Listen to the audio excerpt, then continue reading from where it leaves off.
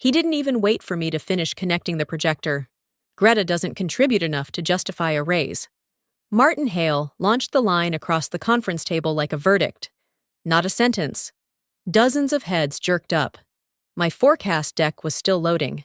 But apparently, the meeting had already reached its conclusion for a second. No one breathed. 14 years as an account director, $62 million in active contracts, and the man who'd been in the building for 8 months decided I wasn't worth a cost of living adjustment. I stood there with the remote in my hand, wondering if he rehearsed that line in the mirror, or if arrogance just came naturally. Martin leaned back, fingers steepled, looking every bit the executive he wasn't. He'd climbed the ladder through the kind of internal politics that never showed up on resumes, favoritism disguised as leadership potential. He didn't know my clients, didn't understand their industries, and couldn't pronounce half their names. Yet here he was, lecturing me about value. I forced a polite smile. The kind you wear when a toddler insists airplanes run on wishes. Ah, yes, I thought. Another leader who believes customer loyalty is generated by software macros and motivational posters. Let's be honest, Martin went on, waving a hand as if dismissing a rumor. Your clients are loyal to the company, not to you. Anyone here could manage them. A low murmur rippled through the room. No one defended me, but no one agreed with him either. I felt the humiliation burn under my collarbone. Hotter with every second I had to stand there pretending this was normal, being treated like a disposable accessory after more than a decade of building relationships felt like an insult wrapped in corporate politeness. Still, I stayed calm. Losing your temper in front of a man like Martin is like handing him a trophy.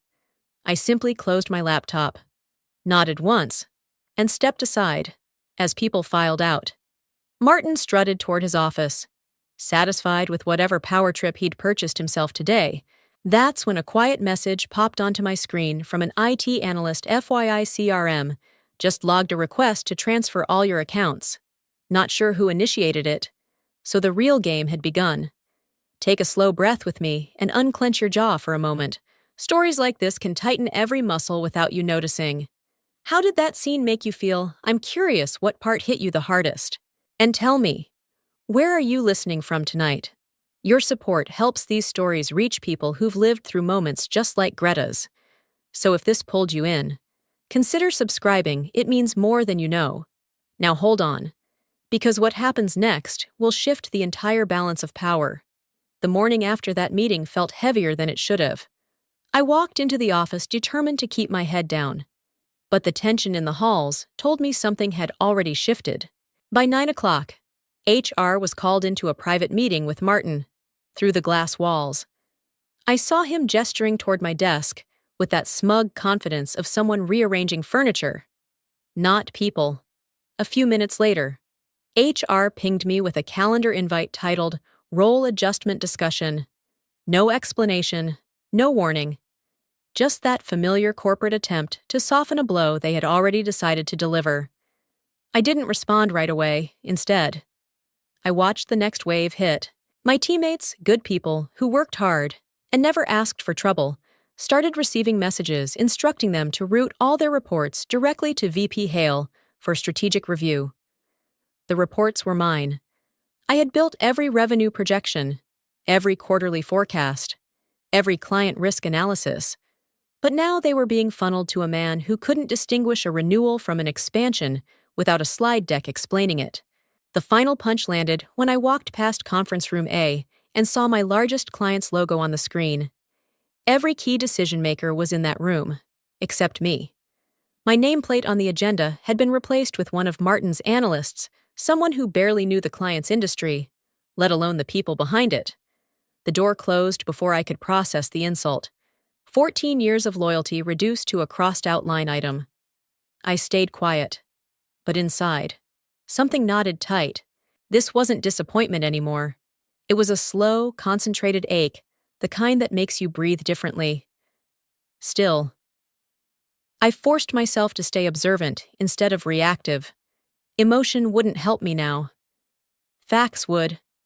As I walked back to my desk, Memories began resurfacing in waves. Nights spent on conference calls with clients navigating their supply shortages. Weekends rewriting proposals while everyone else enjoyed their families. Early mornings solving issues before executives even knew there were issues. I wasn't perfect, but I had earned trust the way real professionals do, not with slogans or metrics, but with follow-through. That was the real difference between Martin and me. I approached clients like partners, learned their businesses inside out, and treated every deadline as a commitment. Martin approached clients like props, something to dress up his presentations. He memorized buzzwords. I solved problems. He skimmed contracts. I negotiated them. He built PowerPoints. I built relationships. By midday, the frustration had hardened. Then, Martin posted a message in Slack announcing that I would be transitioning away from strategic involvement. The words hit harder than I expected. Not because I believed him, but because he believed no one would question him. I needed air. Instead, I opened the shared drive and pulled up the original contracts for my top 3 accounts documents I hadn't reviewed in years. Page after page looked familiar, until one clause stopped me cold. If Greta Chase is no longer the authorized representative, this agreement may automatically terminate. 14 years ago, I had added that clause to reassure clients. Today, it read like a noose Martin had unknowingly tightened around his own neck. I went home that night with a folder full of contracts and a mind that felt strangely steady. Anger had burned itself out hours earlier, leaving behind something colder, clearer, almost clinical. If Martin wanted to rewrite my role, I needed to review the documents that defined it long before he ever appeared. So I sat at my kitchen table, opened my laptop, and started reading slowly, methodically. The way you read when every word might turn into a weapon. The first contract took me back 10 years. I remembered the meeting vividly, a nervous client worried about turnover, a leadership team desperate to close the deal, and me proposing a safeguard that would protect both sides. An exclusive representative clause. At the time, no one objected. The legal team said it was fine. Leadership said it probably wouldn't matter. And the CFO signed it because he wanted the revenue on that quarter's spreadsheet. They treated the clause like a decorative flourish. I treated it like a promise. As I opened more files, a pattern emerged contract after contract, the same clause repeating with slight variations. 7 major accounts, $62 million in active revenue, and every one of them explicitly tied to me. I read each line with a calm so sharp it almost felt like focus disguised as serenity. My pulse didn't even rise. Instead, a dry, amused thought settled in. They really had no idea what they agreed to. Did they? I leaned back in my chair, letting the reality sink in. Not reading contracts is a leadership style too, I guess. I muttered to myself. It came out softer than a joke, but sharper than a criticism, my own private version of humor. If Martin ever bothered to scan these agreements, he would have realized he couldn't just erase me from the company's narrative. But men like him didn't read fine print. They delegated it, skimmed summaries, and assumed nothing important ever lived below bullet point number 3. Still, I didn't rush toward vengeance. Strategy doesn't come from emotion, it comes from preparation. So I downloaded